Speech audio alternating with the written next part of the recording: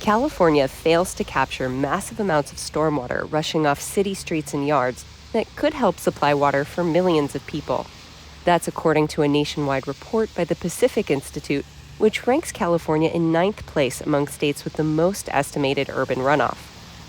In 2018, LA County voters approved Measure W, a parcel tax to generate about $300 million per year for stormwater capture projects.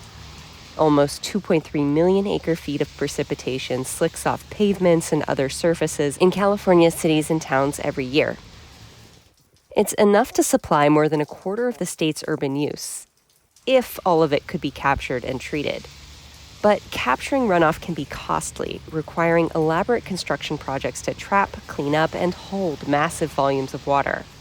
And cities like Los Angeles are intentionally designed to protect against flooding by funneling stormwater away from communities and into channels and then out to sea. In the Los Angeles, Long Beach, and Anaheim area alone, the amount of rainfall that flows off pavement is roughly equal to the total water used in Los Angeles and some surrounding areas in a year. But there are efforts to hold on to more stormwater without risking flooding. LA County already collects a lot of runoff, including almost all of the San Gabriel River's flows. Meanwhile, the Los Angeles Department of Water and Power is working to funnel water off streets and into planted areas, as well as into underground basins and wells. And there are plans to ramp up the effort and expand stormwater capture beneath parks in the San Fernando Valley, too. For CalMatters, I'm Rachel Becker.